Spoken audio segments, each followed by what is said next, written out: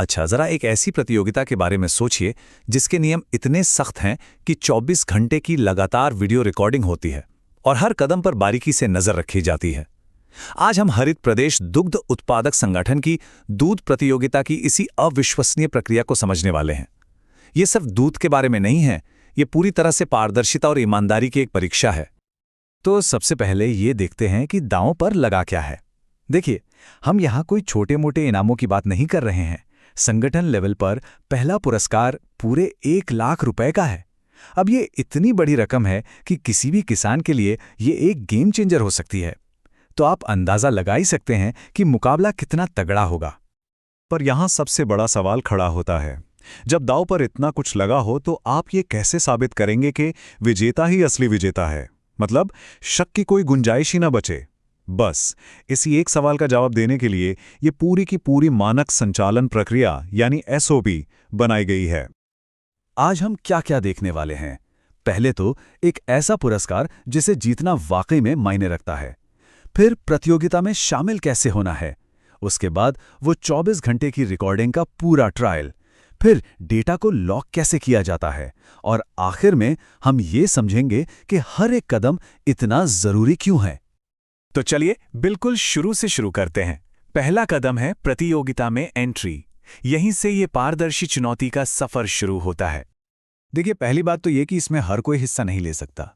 Entry सिर्फ HPMPO के registered सदस्यों के लिए है और जो दूध उत्पादन का पैमाना है वो बहुत ऊंचा रखा गया है। क्वालिफाई करने के लिए देसी गाय को दिन में 18 लीटर से ज़्यादा, क्रॉस ब्रीड गाय को 25 लीटर से ज़्यादा और भैंस को 18 लीटर से ज़्यादा दूध देना ही होगा। मतलब ये शुरू से ही साफ है कि ये मुकाबला सिर्फ टॉप परफॉर्मर्स के बीच है। अच्छा, अगर आप इन शर्तों को पूरा करते हैं तो रजिस्ट्रेशन का प्रोसेस काफ़ी सीधा है।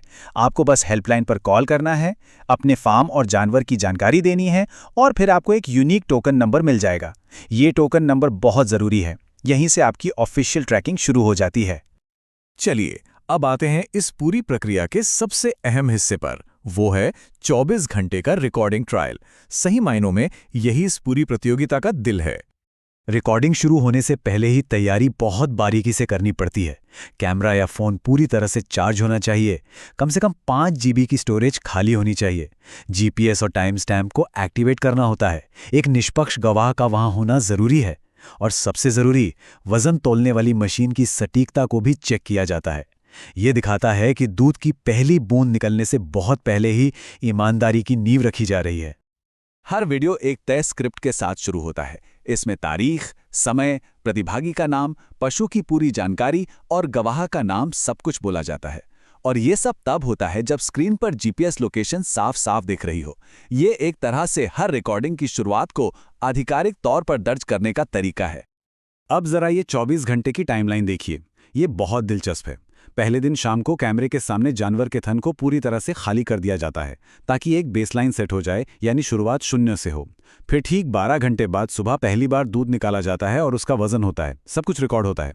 और फिर उसके ठीक 12 घंटे बाद शाम को दूसरी और आखिरी रिकॉर्डिंग होती है। यहाँ एक मिनट की पाबंदी बहुत ज़रूरी है। ठीक है, तो 24 घंटे पूरे हो गए, दूध की मात्रा रिकॉर्ड हो गई। अब अगला कदम है डेटा को इस तरह से सील करना कि नतीजों के साथ कोई भी छेड़छाड़ ना हो सके। डेटा की सुरक्षा एक बहुत ही सख्त फाइल नेमिंग सिस्टम से शुरू होती है। हर वीडियो फाइल का नाम एक खास पैटर्न में रखा जाता है। रिकॉर्डिंग का टाइप क्या है, MPP कोड, सदस्य कोड और तारीख। ये हर एंट्री के लिए एक ऐसा डिजिटल निशान बना देता है जिसे बदला नहीं जा सकता। इससे किसी भी तरह की गड़बड़ी की कोई गुंजाइश ही नहीं बचती। और ये सुरक्षा सिर्फ डिजिटल नहीं है, जो कागजी रिकॉर्ड है उसे भी उतनी ही अहमियत दी जाती है। जो फाइनल रिकॉर्ड शीट होती है जिस पर सबके साइन होते हैं, उसकी 3 एक जैसी कार्बन कॉपियां बनाई जाती हैं। एक किसान को मिलती है, एक स्थानीय MCC सेंटर पर रहती हैं और एक हेड ऑफिस जाती है। ये जानबूझकर किया गया दोहराव है ताकि एक फेल सेफ बैकअप हमेशा मौजूद रहे। अब कुछ चीज़ें ऐसी हैं जो इस प्रक्रिया में बिल्कुल मना है, और इनमें से एक भी गलती का मतलब है कि आप सीधे सीधे प्रतियोगिता से बाहर। जैसे वीडियो को एडिट या पॉज करना, GPS बंद करना, गवाह के बिना प्रक्रिया को आगे बढ़ाना या फिर हार्ड कॉपी पर किसी के भी साइन का ना होना। इनमें से कुछ भी हुआ तो खेल वहीं खत्म। यहाँ 0 टॉलरेंस की पॉलिसी है। ये पूरी प्रक्रिया किसी एक इंसान पे नहीं टिकी है, ये एक टीम वर्क है। प्रतिभागी गवाह की व्यवस्था करता है, सुपरवाइजर रिकॉर्डिंग और फॉर्म भरने का काम करता है, गवाह पूरी प्रक्रिया को निष्पक्ष रूप से वैलिडेट करता है और जो सेंट्रल ऑफिस है वो डेटा को सुरक्षित रखने और वेरीफाई करने का काम करता है।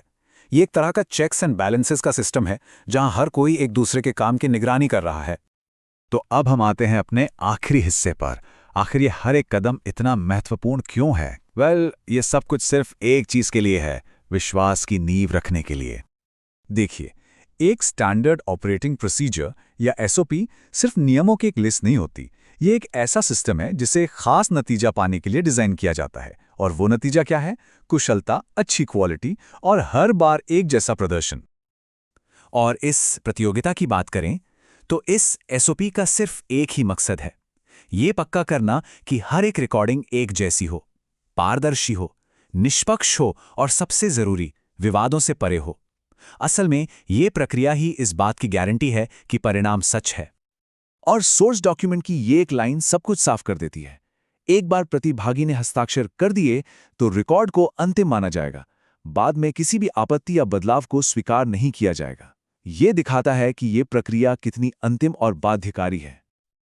आखिर में ये हमें एक बड़े सवाल पर लाकर छोड़ देता है।